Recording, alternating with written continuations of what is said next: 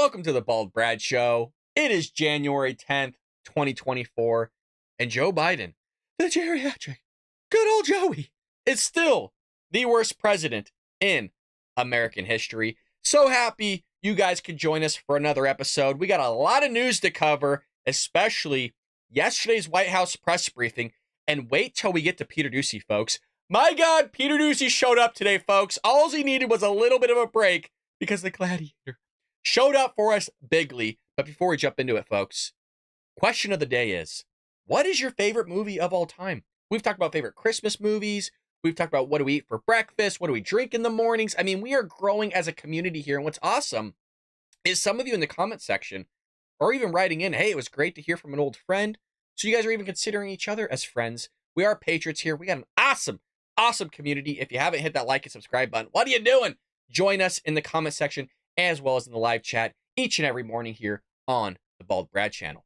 Well, folks, the big news of the day, especially during the White House press briefing, was regarding Lloyd Austin and his hospitalization that he kept from everybody for multiple days, like close to a week. And the White House was hounded on this throughout the entire White House press briefing. So before we get into the press briefing itself, let's have a little bit of a backstory here so that we have some understanding in terms of what these reporters are really asking the White House, specifically John Kirby and Karine Jean-Pierre. So doctors at the Walter Reed National Military Medical Center released a statement on Tuesday revealing that Defense Secretary Lloyd Austin was treated in late December for prostate cancer, which is terrible, and was hospitalized at the start of this month with complications from a urinary tract infection. So he has cancer, but the problem was he didn't tell anybody about it. And I understand that to some extent, but when you are the defense secretary, you are keeping that hidden from the White House and everybody else around you? It's insane. So the White House was in the dark in this, and the lack of transparency, as we've mentioned, is bewildering from this administration on multiple fronts. Again, Afghanistan, what's really going on with Israel and Hamas, to China, to Iran, to our southern border, which we were lied to most recently by our DHS secretary and this executive branch, specifically the White House, saying, oh, it was only 70% of illegal immigrants pouring across the border. Turns out his arm was twisted by Border Patrol agents in a secret meeting, and DHS secretary goes, oh yeah, sorry, it's upwards of more than 85% of illegal immigrants are released into the interior of the country. So transparency sucks from this administration. And you could really call it with the classified documents scandal that were found in the Biden Pence Center, was found in Joe Biden's Corvette, was found at his home. I mean, hell, everywhere. And they lied about it multiple times. And we did all the tracking here on the Bald Brad Show of about 5 times the White House lied and pretended not to know about it, even though they did. So you have reporters here just going to town on John Kirby and Karine Jean-Pierre here. And this one is head spinning to lead us off here with getting more information of, did the president know, like what's going on? Here's John Kirby's response to all of it. Goodness.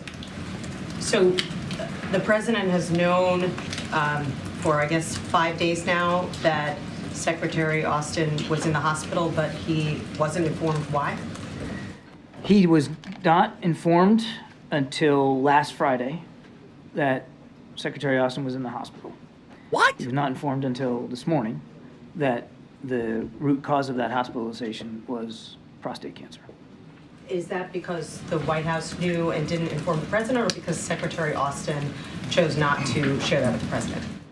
Nobody at the White House knew that Secretary Austin had prostate cancer until this morning, and the president was informed immediately after.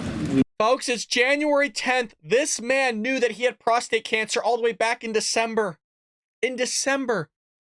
And then he goes into the ICU and the White House doesn't know anything. And we proposed all these questions. The great thing is, here on the Bald Brad Show, you know you're being taken care of because every question that I proposed when the story released is being asked by the press.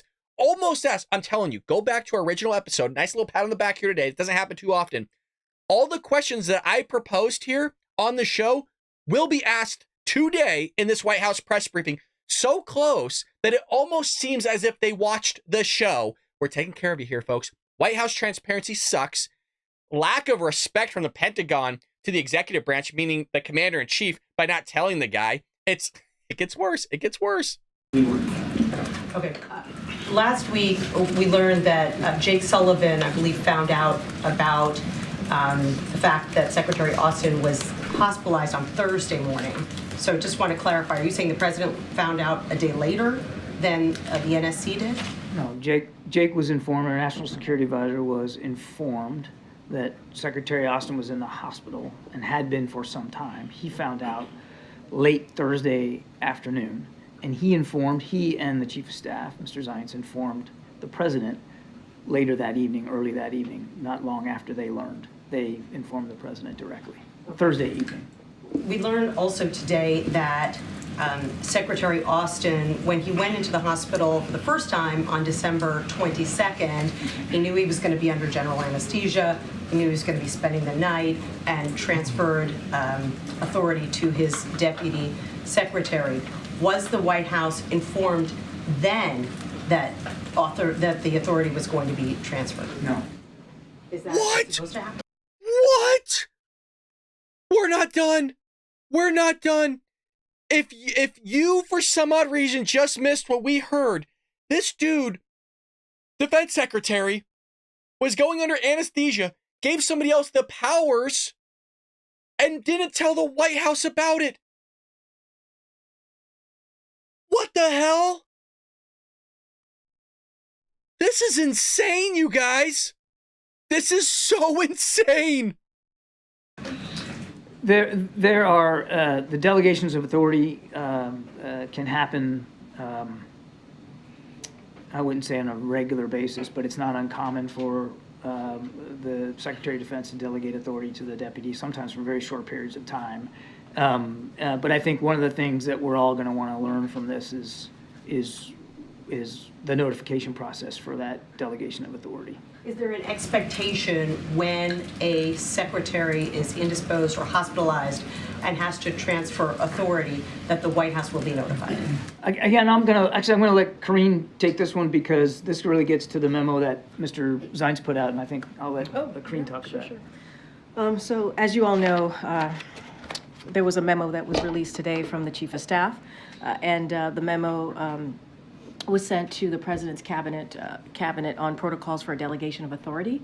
And so the memo does two things. I just want to lay that out for all of you. First, it asks every cabinet agency to submit in writing their current existing protocols for a delegation of authority they already have in place for review to the White House Office of Cabinet Affairs and the Chief of Staff by this coming Friday, January 12th. And second, in the interim, while the review of each agency's protocols is completed, the memo directs a set of robust protocols that cabinet agencies must undertake in the event of a delegation of authority. So that is what the memo says, those two really critical, important things. Again, this is something that we have said over the past couple of days, that the President believes that we have to have robust protocols and procedures in place, obviously, for across the cabinet, and this is what you're seeing from this memo. So finally, who does the president hold responsible for this lapse? Secretary Austin, his aides, the chairman of Joint Chiefs, who clearly knew about this the day after the secretary was hospitalized? I will say this. I mean, Secretary Austin put out a statement, and he took full responsibility for this. So I would refer you back to the statement. And Secretary Austin was very clear, and we appreciate that he has taken responsibility for this. But I also want to say that we certainly hope that he fully recovers and also gets back to the Pentagon. So I'll leave it there. But his statement was very clear the other day. So that was a banger from that reporter. Normally, we got to get stuff like this from Jackie Heinrich or Peter Doocy or Philip Wegman, which you're going to see both of those gentlemen, the gladiators, in today's White House press briefing, proposing questions to this administration that's terrible at transparency, which, again, it was their number one. That was their number one thing that they said they were going to be doing better than any president, any administration that's ever existed in the United States of America. Oh, we're going to be the best, most transparent president ever. No, you're not. No, you're not. And here's Peter Doocy. I'm telling you, it's almost as if Peter Doocy watches the show. I know he doesn't, but people at Fox do, or at least have seen the show. Here's Peter Doocy laying down the law, baby, for the American people on the White House. Let's roll it. Thank you. John, what kind of commander-in-chief is President Biden that at a time when American forces are under fire in the Middle East, he can go days without knowing that his defense secretary is in a hospital bed. Thank you. Peter, there's a lot to your question, so I want you to bear with me for just a second. First of all, at no time was the ability for the United States military to defend our national security interests compromised. At no time was the commander-in-chief not always in command and control of our military forces around the world. And over the course of those days, we did take military action that he approved, taking out a senior militia commander in Iraq with what we call a dynamic strike, a strike that he had approved many days before, for which the theater commander had full permission to execute. We did. Are we really supposed to believe this, you guys? Are we really supposed to believe the White House on anything anymore? They don't even have their own shit together. So you're going to sit here and stand on the podium and be the mouthpiece of the leader of the free world and tell us this guy has his shit together and running the country when his own people, like number 6 in line to hold the presidency of the United States, our defense secretary, secretary of defense, passes on his powers to somebody else and you don't have a damn clue, and you're going to be like, and you're going to brag about it. Oh, well, we're actually making military decisions with some other rando having the responsibility of the dude that's supposed to be doing all this stuff and working in unison with our commander-in-chief. You're going to tell us Joe Biden has it all under control? Everything should be trustworthy? You know, come on. Did shoot down drones and missiles in the Red Sea, our ships at sea, because he made sure they had the existing authorities and the capabilities and the training to do that. So he has been... I don't mean to keep interrupting, but you guys remember, he's talking about a president that let a spy balloon fly from mainland China over our entire United States and then shoot it out of the sky when it was over the Atlantic. And that wasn't the only time. There's been multiple objects that he supposedly shot out of the sky, which I think was a 16-year-old's birthday balloon, but they won't disclose that still to this day. We don't know what those other 2 objects were that they shot out of the sky, one of which they missed with a $500,000 missile. So we're supposed to have confidence in all of this? Really? The dude can't shoot a freaking spy balloon out of the sky, and we're supposed to have confidence? And now we find out that Lloyd Austin passes his powers on to somebody else and doesn't notify a damn person, and his staff doesn't notify anybody? All the while, we have terrorists pouring across the border. We got Iran committing atrocities across the globe. ISIS commits the terrorist attack. China wants to invade Taiwan. You got Russia and Ukraine. Ukraine's taking billions of dollars in corruption as well. You name it. All this is going on, and this isn't a big deal to Democrats at all. But don't worry, you guys. You're supposed to trust Joe Biden. Joe Biden has everything under control here on John Kirby, and he's going to brag so much about it. Like, well, we killed somebody. On top of these issues all the way throughout. Now, look, where your question kind of gets to is, and I've seen some of the sniping out there, you know, how effective can the process be if the secretary can be gone and we don't know about it? I think what you need to understand, and what I hope people will understand, is that the national security decision-making process does not require, in fact, should not require, cabinet-level officials being the sole people in the room making decisions on any given day. You staff these things from the middle up, and then the cabinet officials, whether it's Secretary Blinken or Secretary Austin, come together as appropriate to make the key decisions, which happened. It happened on the 1st of January. If you'll bear with me, because I think you're But it didn't happen, because what decisions were making where Lloyd Austin was present versus when he wasn't present? So what decisions were being made? What strikes were being had and happening around the world, and what military operations were being conducted without Lloyd Austin in the room, which again is the defense secretary? That's the question. But he's going to sit there and manipulate here and go, well, you know, he was in the room in January 1st. What about when he wasn't in the room when nobody knew about all this stuff? Like that's the question that everybody's asking here, and you're trying to just present the one time the dude was in the room miraculously with clearly prostate cancer and still hid it from the president. So the guy came back to work and just didn't disclose a whole medical situation to the president, at least behind closed doors. At least you would do that. Like, hey, man, I have prostate cancer, which is terrible. I'm not saying it's okay. I'm hounding the guy because he didn't disclose it to his boss. It's wild. It's different than you and I, you guys. If you have prostate cancer, do you have to disclose that to your boss? Absolutely not. It's your private medical history. But it's not like this is a normal position that anybody's going to have. You disclose that, so if something were to happen, we are prepared to have somebody, some sort of successor in your position. Things can go south, especially if you're being put under anesthesia. Question really gets to a bigger issue, and I'd like to just, if I could, with Corinne's permission, I just want to walk you through a little bit of timeline here, because I think it's important context. So on the 31st of December, that was a Sunday, Jake Sullivan held a lengthy secure telephone conference with the Central Command Commander, General Kurilla, to discuss a bunch of issues, the situation in the Middle East, and of course there's a lot to that.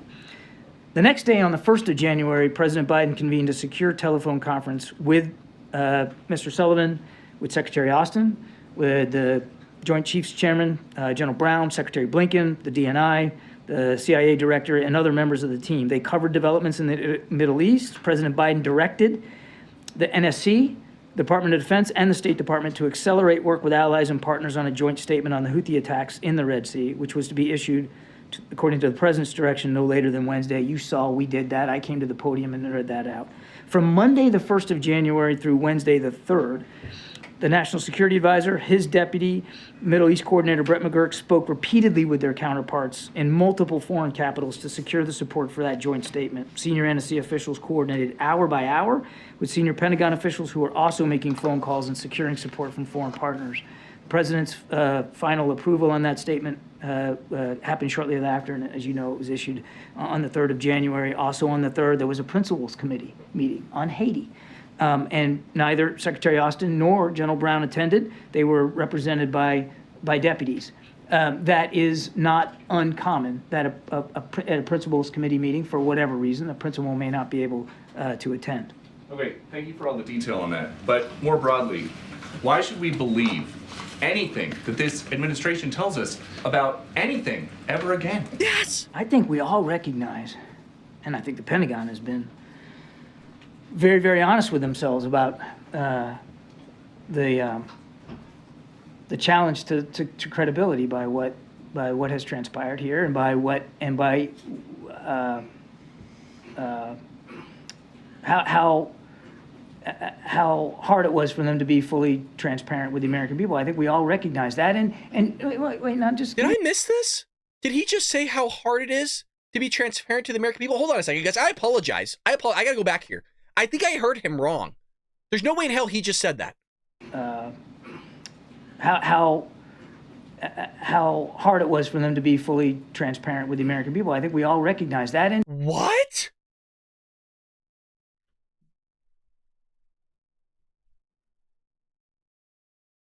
You heard it. I thought I misheard the guy because it was so outlandish. I'm like, this is so insane. There's no way that this dude just said that. How hard it was just to tell the American people this? Like, what? We're the taxpayers, man. Like, you don't think we have a right to know what's going on? This is what they think of us. They think we're idiots, that we don't need to know anything, that they have everything under control when they don't. That's why everything's going down the dumpster fire with good old Joey in office. And wait, now just give me a second now. I know you got another one coming here, but we all recognize that this didn't unfold the way it should have on so many levels. Thank you. Not just the notification process up the chain of command, but the transparency issue. We all recognize that. Who's gonna be fired? And I think we all want to make sure we learn from that. It's up to you and your colleagues, and it's up to the American people to determine, how much they're going to ascribe what happened here to our credibility on every single issue. But in every way, Secretary Austin has been an exceptional defense secretary, and he still has the full faith and confidence of the commander-in-chief. He has led the department at an incredibly dangerous time for our national security interests. I just want to point out, Lloyd Austin is also promoting woke ideology inside our military, so don't give me this stuff like, oh, he's the best commander, he's a really good leader, and all. No, he's not. He's pushing woke agenda, and that's been disclosed in congressional briefings that we've seen on like C-SPAN and other places. And those of our allies and partners. But if the administration is going to go to such great lengths to keep secrets about the defense secretary's health, how can anybody be certain that the administration would not go to the same lengths to keep secret problems with President Biden's health in the future? If you could logically argue, and you can't, What? But if you could logically argue that the He's 81 years old. Wait a second. Just give me a second Wasn't here, bub. there- I'll get there. If the administration made some sort of Machiavellian effort across the board to keep this from getting public, then I think. Is anybody? What the? Is anybody as baffled as I am with that response? But you can't. Folks, you've been with me for almost 3 years. You know I've questioned his head. For those on audio, this ain't working. Peter is right here. Peter is right. If you're not going to disclose this stuff, like nobody knew, why would we ever trust you with disclosing things about the president? And we've all had suspicions going back to when he was campaigning with the track marks in his arm and the CPAP machine just trying to stay alive, you know? Biden with his teleprompter, fumbling through his words, falling asleep here and there, like getting lost, looking for dead people in the crowd, calling Kamala president, calling Biden or Obama president, like that, looking for generals out there that don't even exist, talking to Secret Service, thinking that they're freaking veterans out there working in our military. Like, it's insane. Peter's right here, and this dude's gonna be like, well, you can't build an argument around that. What the hell? Everybody sees it, bro. I think your question has merit and certainly is a fair one. I don't think it's a fair one because that's not what happened here, Peter. What happened here is the Secretary of Defense, for whatever reason, I can't answer the question why, that information wasn't shared. It wasn't shared widely in the department, and it certainly wasn't shared with the You guys interagency. didn't know. It's Isn't that not. worse? It's not good. It's certainly not good. Which is why, again, we want to learn from this. We want to make sure that it doesn't happen again. We gotta go around. Oh yeah, Creole. We gotta go around here. Oh, here's another reporter. Might as well let's just keep it rolling, baby. Keep it rolling. We got a lot of news today.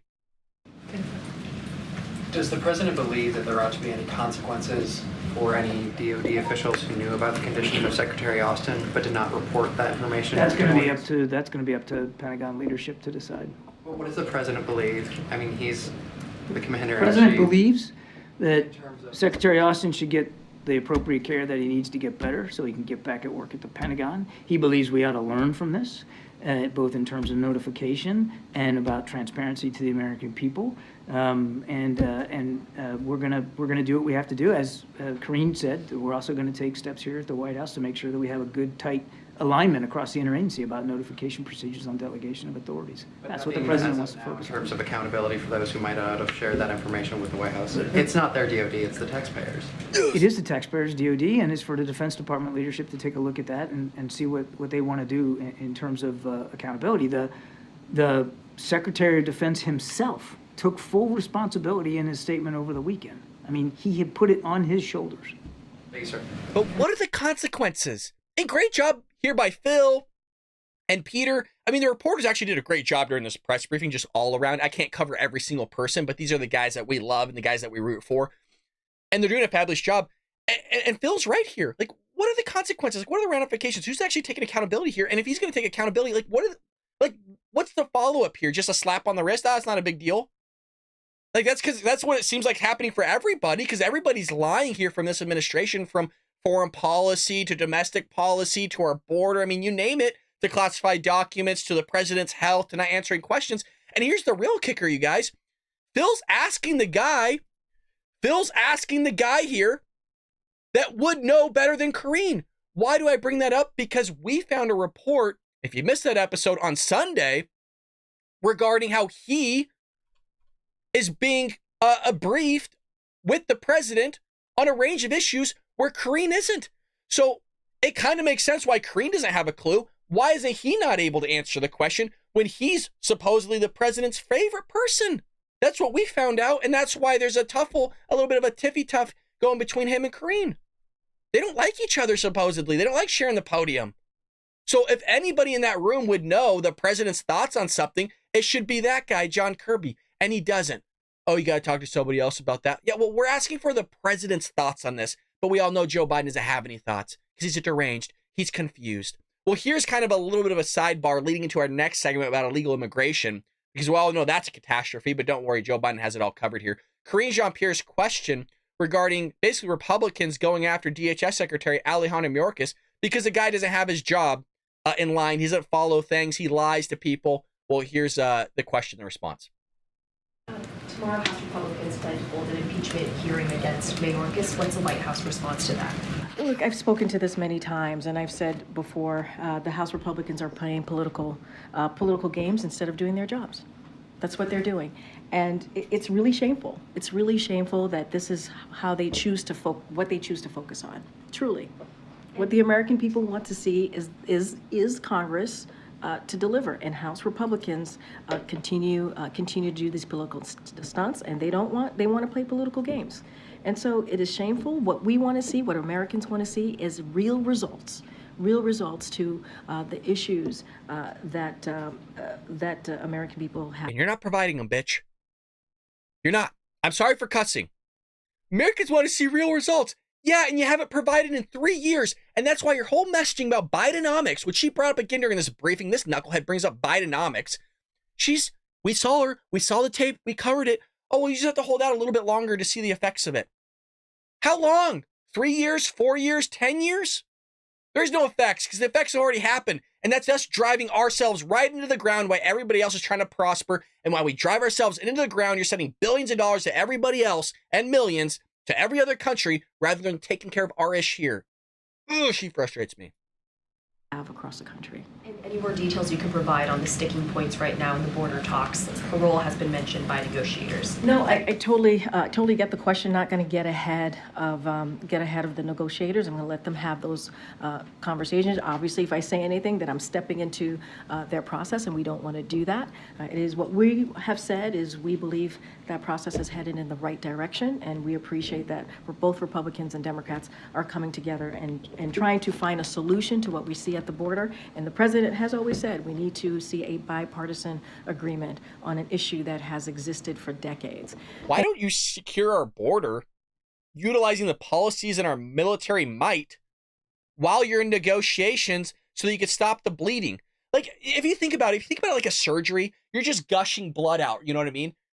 Would you wait for the doctors to kind of gather around in a room and kind of, well, if we do this or that, it might work, or would you rather them just stop the bleeding and then figure out maybe some other ish that might be wrong with you? Like really concentrate on what might kill you, because this is really damaging the country in a very harmful way, but they don't see it that way. Just in the same way, they don't really see Lloyd Austin not disclosing his health problems and being in the ICU and going under anesthesia and passing over his powers to somewhere else is like a huge problem. They're just like, oh, well, he apologized for it, which is great. Don't get me wrong. It's great. But they don't see it as a big issue, guys. You got to understand that. Like you saw in their messaging, right? I mean, hell, Peter Doocy asked a great question. Hey, you know what? Why should we trust you about the president's health if this whole thing went into things? Well, you can't really build an argument around that. Really? Really? Because this knucklehead here, that guy? Does that guy look like he doesn't know what's going on? He's smiling because he probably sees a 6-year-old.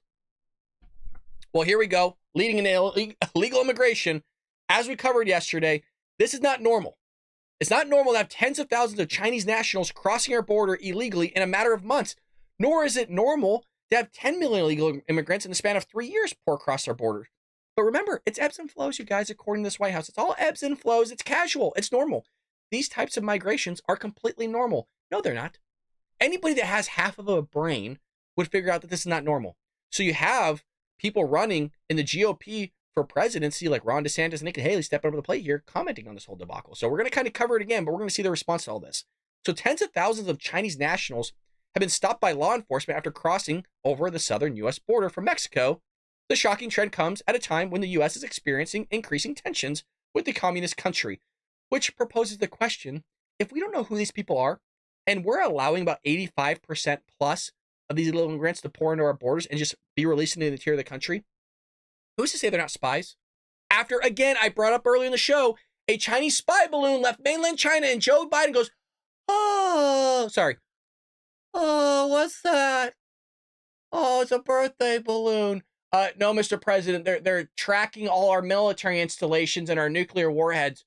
Oh, no, I think it's a balloon. No, sir, they're taking photos of everything, and actually they can see all us and they can hear us.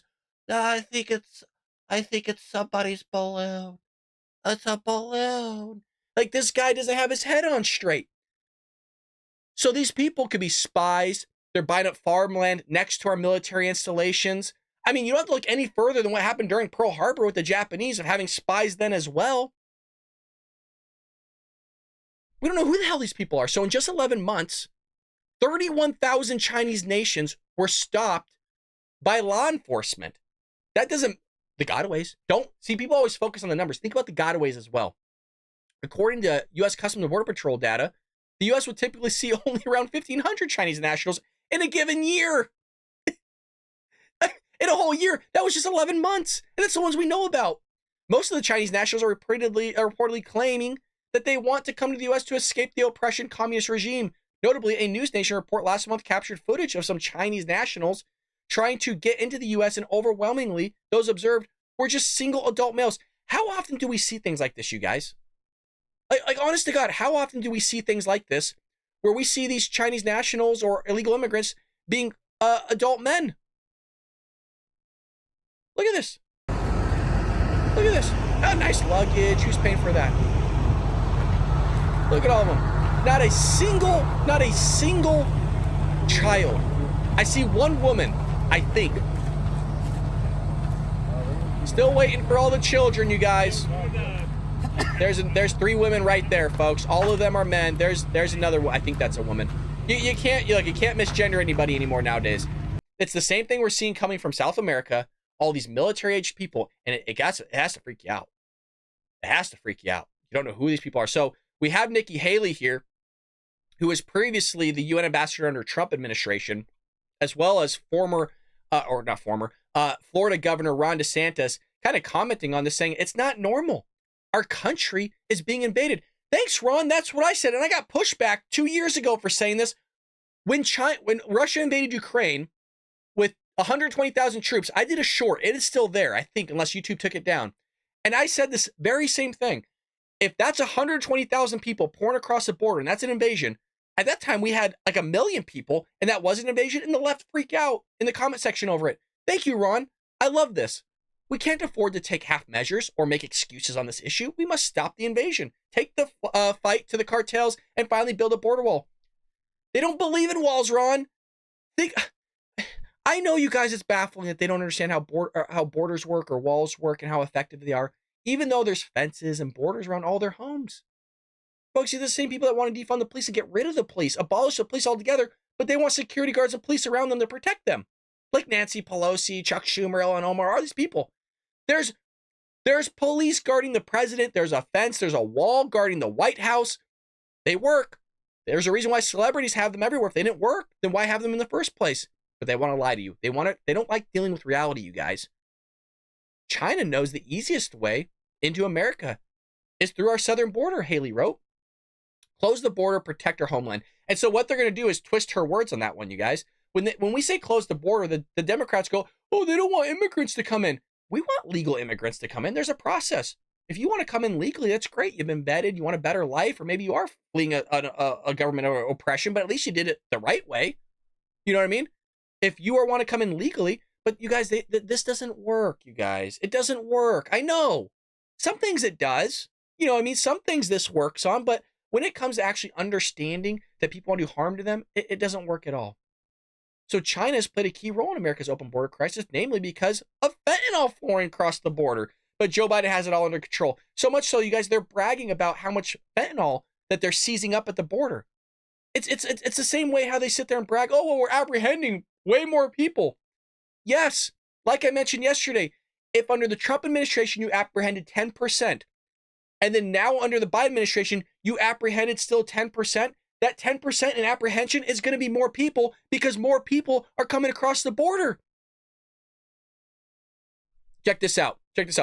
I believe Secretary Mayorkas is an abject failure, but it's not because of incompetence, Johnson said on Face the Nation. I believe he has done this intentionally. I think he has intentionally built a policy and made decisions that he's made. And I think there must be accountability for that, absolutely, which is why they're trying to impeach the sucker. And I think he should. And that, if you heard, again, officially kicking off the hearing from Republicans, that's why Jean-Pierre was proposed the question. And she goes, well, they just play political games. This isn't a game that he's playing and you're playing, Karine? God, she drives me up a wall. Look, I know she drives all of you up a wall too. And some of you go, look, I can't listen to her anymore. But the news still needs to get out there. You guys, we need recordings of this stuff. You're talking about a government that shuts conservatives and Republicans down, you guys. We got to have it. Like, could they take my video down? Absolutely. But what I've seen them do in these press briefings, it will just cut. They've been known to just remove content. And it's not in the transcript either. Like, you'll be watching and somebody will pose a question, she doesn't know how to answer it, and then it will just cut. And it's supposed to be live.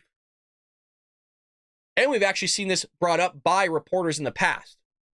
There's a reason why they don't want to bring out Ian Sams, the White House counsel, on that podium, which was proposed in that White House press briefing, by the way, which is why I'm bringing it up, going, hey, why doesn't he come out here and answer our questions? Her response is, well, you guys have unfettered access to him. He does a great job in responding to you. She doesn't get the fact, or maybe she does, that we want the American people to see his answers and what they're saying. Because it's really tough when you bury his response in about 38 paragraphs down and nobody reads a damn newspaper anymore. We watch press briefings. We want that man on the podium, but they won't do it because they all know how it's going to work. Well, speaking of more illegal immigration here, we got New York City moving thousands of illegal immigrants to high school gym due to high winds forcing students to switch to remote learning. I thought Democrats cared. I thought they were all about the children. The children. Remember AOC going down to the border, looking through a fence that was totally makeshift and fake? Oh, well, they're drinking out of the toilet water. No, they weren't, lady. No, they weren't. They were drinking out of faucets that were connected to the toilet water because our water that is in our toilet is also the water that comes out of our sink because we have the most pure water ever, folks. American ingenuity, baby. But they're going to sit there and lie. They're all about the children, unless they're illegal immigrants. Illegal immigrants come well above American children, you guys. They come well above our veterans. Don't you understand? Illegal immigrants, Americans. Illegal immigrants, Americans. That's Democrat platform for you. So city officials here in New York City are evacuating around 2,000 illegal immigrants from a tent shelter set up in an airfield due to high winds and moving them to a high school gym.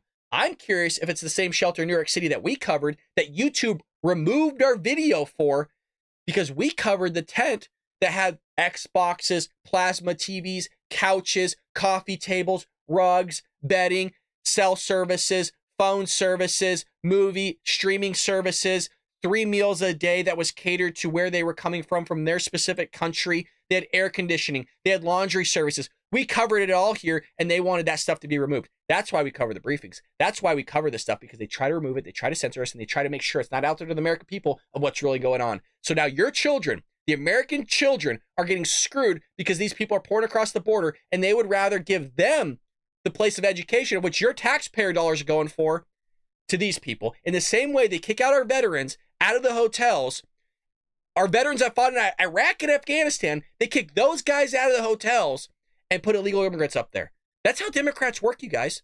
Remember when Joe Biden made our guys sleep in a parking garage? You remember that? And it was a rumor that Donald Trump said, hey, why don't you stay in my hotel? I would love to give you guys some coffee and stuff like that. And he did give law enforcement coffee and cookies and stuff like that, but it was nice of him to even offer and make a gesture.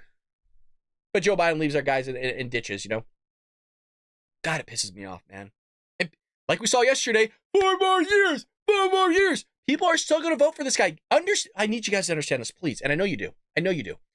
We got to get out and vote. I'm going to be saying this all year. I've said it time and time again. There's no playing around this November, you guys. We can't take another 4 years. A gentleman, forgive me, I forgot your name, in the comment section on yesterday's video said, look, I can't take another 4 months. I totally get it. With this shit going on, it's been a little over 3 years. The illegal immigrants are being transported from Brooklyn Floyd's Bennett Field to James Madison High School on Tuesday as the city braces for a storm that could produce torrential rain and 70-mile-an-hour winds, the New York Post reported. Students were dismissed early on Tuesday as city officials were preparing the school for migrants, and the classes will be remote on Wednesday. We all know how remote learning works, folks. As a teacher, it doesn't do anything. Kids aren't going to pay attention. We all know that. Should they? Yes. But are they going to? No. Quote, they told us we had to get everything out by 5 p.m., a gym teacher said. They sent us an email at 6 in the morning. I don't know when we'll be able to be back. What I want to know here is, Libby asked, why not send them somewhere where students wouldn't be disrupted? That's too sensical, bro. That makes too much sense. The question is, why not take them back to the border or If you have all the resources to sit there and take them from one area to the other, why don't you take them back to the border in their home country? You want to know who pays for this? You and I. And Karine Jean-Pierre has the balls to sit there on the podium going, well, we put through this comprehensive immigration plan. We covered the plan here. We covered it during one of her briefings when she had it on the plasma TV behind her. Some of this stuff, you guys, was all for shipping and driving around, flying immigrants to the interior of the country under the dark of the night. And they wanted us to pay for it. And they're going, well, it's comprehensive. It's going to solve the issue. Taking them from one sector of the border to the other is going to solve the issue. You're just moving the puzzle pieces around. Great question by this gentleman. Why not send them somewhere where students wouldn't be disrupted, where student learning wouldn't be disrupted? Why do you have to take the hotel rooms from the vets that actually serve this country, put their life on the line? They can't answer it. They can't answer it. But they want it to sit there on the podium. We're supposed to have total transparency from them. No, we don't. DHS Secretary lied. We did that yesterday. 70% are being led into the interior of the country, which is an insane number as it is. Then he's pressed, oh, well, it's above 85%. So it could be 90, it could be 95%, 99% for all we know. City Hall spokeswoman, this knucklehead who's probably a Dem, said the migrant relocation to the high school is until any weather conditions that may arise have stabilized and the facility is once again fit for living. Oh, awesome. That's just perfect. So screw all the Americans. Screw over all of them. You could easily push them somewhere else.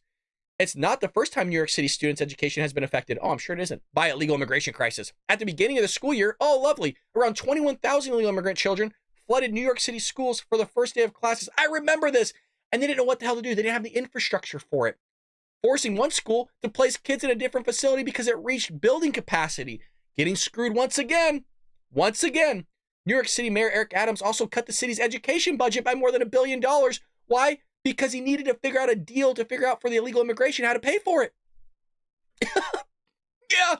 But they care all about your kids, folks. Oh, they care about your kids so much. Oh, so much. God. Well, speaking of some stuff that we covered yesterday, if you recall, Barack Obama, Michelle Obama are making their rounds right now trying to scare black voters, the black community. Hell, they're just trying to scare Americans in general. Trump's a threat. Trump's a threat to democracy. He's going to overrun the republic. Look what he did on January 6th. Can we hold a sound of silence right now? Can we have a moment of silence for what happened on January 6th? And you got that idiot on MSNBC sobbing. Oh, God. Oh, God, it was so terrible. You're such an American hero for me. What happened there? Can you just tell us how you feel about it? Folks, and by the way, I don't want anybody to think I'm acting retarded. I'm not. I'm acting like an idiot because they're acting like idiots. So don't think this is like a person with like a missing chromosome or something. That's not what I would never joke about that. I'm just playing up like a knucklehead, like an idiot, because that's how they're acting. And there's no better way to portray it than a guy with the side hat and I'm stupid. So black voters aren't buying it. They're not buying into Michelle Obama and Barack Obama's shenanigans here, thank God. They're rejecting Biden as support dwindles ahead of 2024. Everything was better under Trump. Yes, and who said this was going to happen? You and I did. You and I did. Biden lost 25% of the black vote, which is insane, from 2021 to 2023. Folks, that's an astronomical number. Black voters spoke out Tuesday against President Biden, with some suggesting he has failed during his time in office, as support among the critical voting bloc has dwindled. Look, I'm not part of the black community, obviously. I'm just part of the community that's called the American community that encompasses blacks, whites, Hispanics, Asians, whoever you are. But what I will say is about the Democrat Party has never supported black people. Folks, Democrat Party is the party of the Klan. They're party of slavery. They didn't go, if you look at the records, majority of Democrats did not even vote for the civil rights. It was all Republicans that did all the good. Abraham Lincoln, right? You go back to the founding fathers and you could track all this stuff to the Republican Party doing good for this country. Majority of Republicans voted in favor of civil rights. We weren't the party of slavery. We weren't the party of the Klan. The Democrat Party was. So they haven't done anything for black people. And it astonishes me that you would still even vote Democrat regardless of your race, because your race has nothing to do with anything, in my opinion. Black voters realize now that Biden has failed this administration. The prices of gas and everything is so expensive And I spoke with some of the black voters yesterday, and they said that everything was better under the administration of Donald Trump. Absolutely. And that's why I said people aren't going to switch their votes until they actually feel the ramifications of the impacts of this Democrat and this regime, this administration, of what's actually going on. And so that's why I say things in yesterday's episode, the title was Things Aren't Bad Enough, folks. It's not bad enough yet for people to actually switch. For some people, it clearly is, which is nice to see.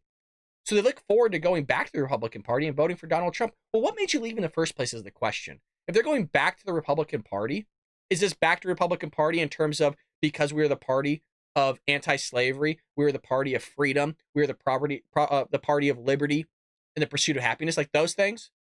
Is that what you want to come back to now? I'm all for it. I'm just saying I don't know why you left in the first place, because they say Biden has failed. They said Biden is not delivering anything he promised. Yeah, oh, shocker. And they feel like President Trump can relate to the black community more than Biden. Well, Biden doesn't hire any black people, really. He hires diversity. He hires like jean-pierre, and we see how that really turned out. But, I mean, black people love Trump. They loved him for a long time. They loved him for his money. The second that he became president, all of a sudden he was racist. That does a lot for the black community. He always has. He always has. Trump loves a lot of people as long as you're American and you're a good person for the most part. You're not killing anybody or doing anything heinous crimes. You're not corrupt. He loves you. He loves you. Doesn't matter if you're black, white, Hispanic. Race isn't anything to that man. You don't become a billionaire by being a racist.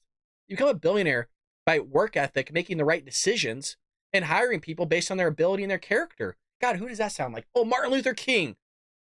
Judge people based on their character, not by their race. Democrats judge people by their race, and character comes second. Biden's support among black community has shrunk in the recent years, with Fox News polling indicating his approval slid 25% since 2021. He has once stood an 87% approval, which is insane, but that number declined to 62%. So that's what we got going on right there. We'll see what actually comes when we're closer to November here in the recent polls and the recent data that's coming out. But as I mentioned, Obama is trying to go to the plate, which kind of is stepping up to the plate in terms of hitting the airwaves. And the reason why I want to bring that up is because a lot of people, there is talk right now, you guys, and this kind of goes back to what I was saying in yesterday's episode. I want to elaborate more on it. Is I said, hey, look, Michelle Obama might be running, you guys. So a lot of people are saying, well, you can't have anybody take over for Biden because it's actually too late. But that's actually technically not true. These outlets are getting it wrong. Is if Biden declares a health emergency for himself, saying, hey, I'm having heart issues, or, my kidneys are going out, or my brain's not working, which is probably the case. Like, he could declare that, and then without having a primary, Democrats can actually shoo in whoever they want. So we got to make sure that we understand that here. Is that, yeah, there's no primary for the Democrat Party, like Joe Biden's it right now, but if he declares in March, which is the speculation that we're hearing from JP Morgan and Chase CEO or former CEO, people are speculating that Biden in March is going to step out because of health issues. And so the question is that who's going to be next? Clinton? Hillary? She's terrible. Can't be Kamala Harris. She's just as bad. Her poll numbers are worse than Joe's. And then, so who is it? Gavin Newsom? You saw what he's doing in the state of California. If he did that to California, what do you think he's going to do to the rest of the United States here? And then, so a lot of people are thinking Michelle Obama. Why else chauffeur her out and her bragging about a book and, oh, well, I can't sleep at night because of the prospect of Donald Trump being in office. Other black people are all for it because they understand things were better under Trump across the board. Trump didn't treat Americans as second-class citizens. Americans came first. Under Biden Democrats, Americans come third or fourth. It's usually illegal immigrants, China, Ukraine, and then Iran, right? Because Iran's getting $6 to $10 billion right there.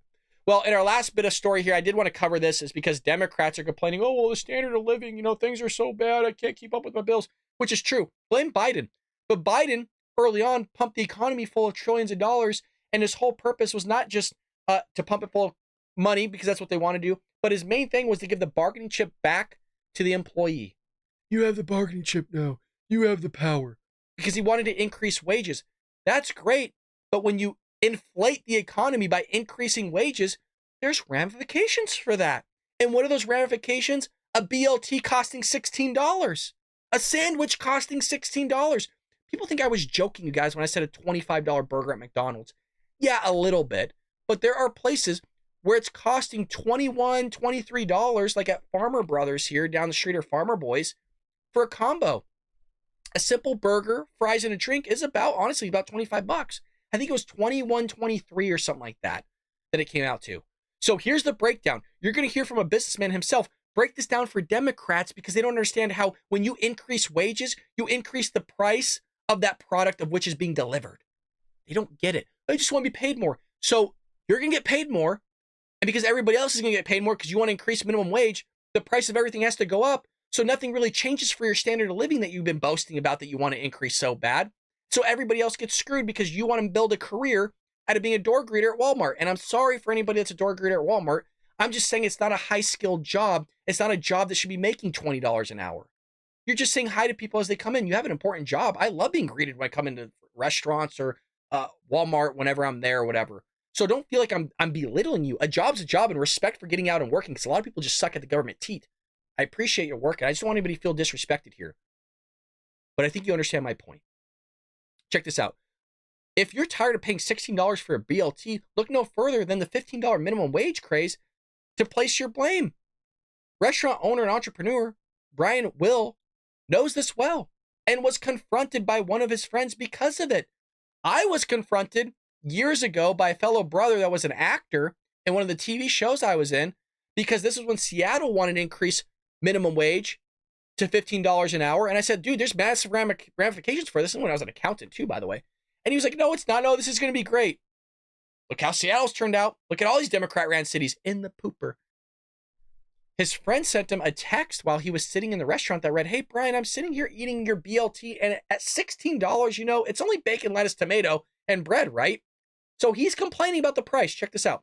I said, you know, Dan, let me break this down for you. I want to give you some perspective here, which Democrats, you know, take that as a grain of salt, because you can give them as much perspective as you want, but you could slap them in the face and they still won't get it. The sandwich might cost $16, but you've got $20,000 of rent in that building. We've got $6,000 of utility. We've got $60,000 of payroll.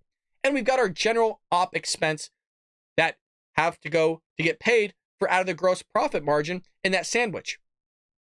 Furthermore, the sandwich itself, Will explains, has about $5 of actual food cost. That leaves $11 for gross profit. But $2 of that goes to rent and utilities. $2.50 goes towards fixed operational expenses like TVs, music, mats, and towels. The labor to make the sandwich is $4.50. That only leaves $2 profit. When COVID hit, his employees were getting extended unemployment benefits and didn't want to come back to work. That's when you made the sandwich at $15 an hour minimum, which has now jumped to $16.50. People don't get the breakout because they don't think like that, you guys. You know what I mean? I think it's outrageous, a $16 BLT, but I understand the cost of it, which is why, you know, I said, screw it. I'm just going to go somewhere else.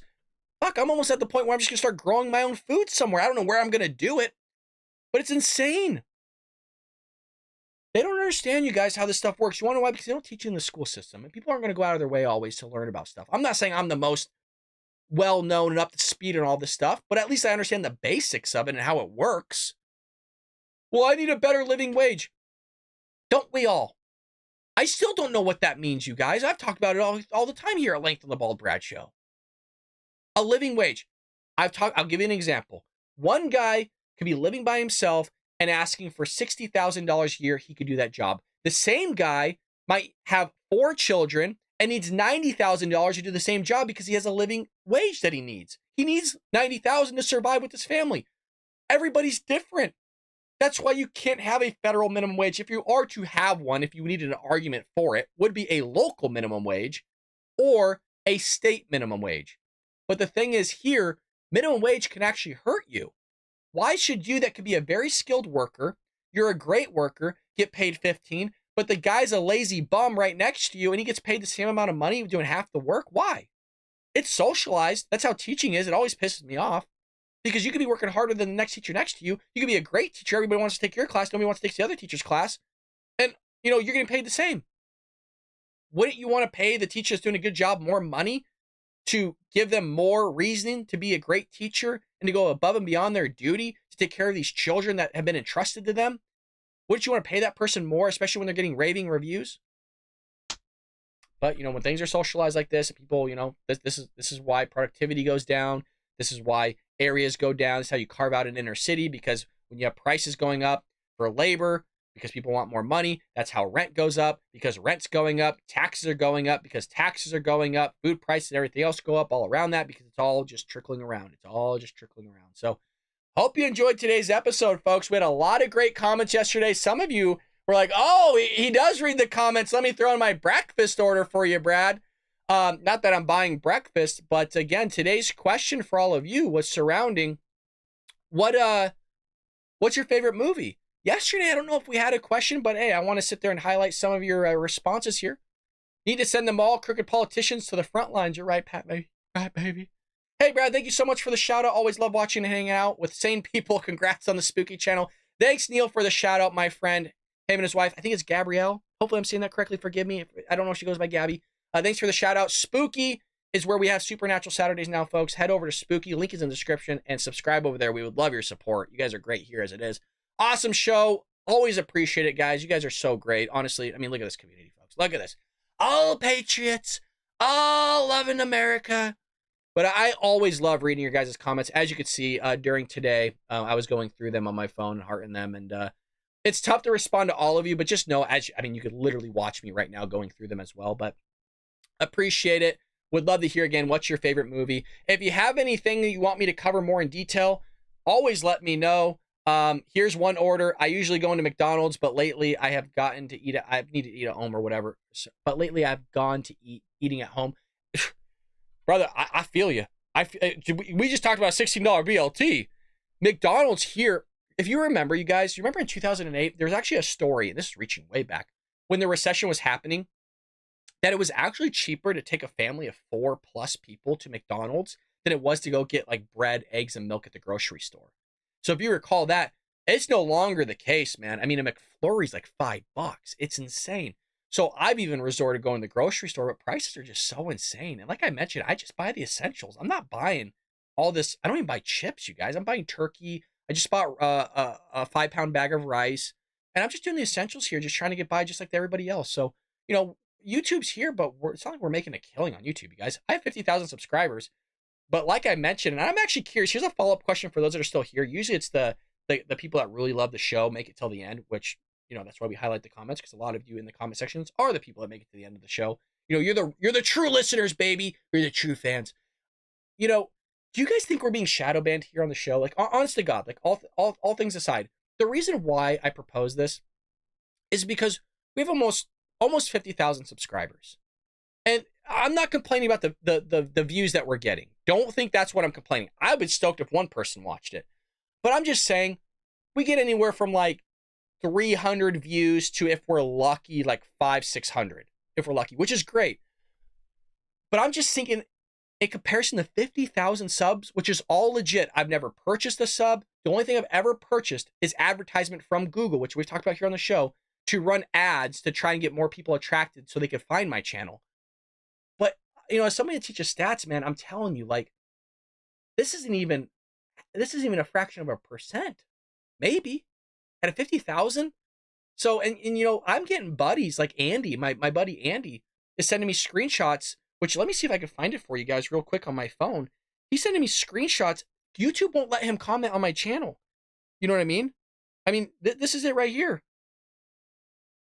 I don't know if you guys can see that. Let me see if we can get that. Ah, you can't see it.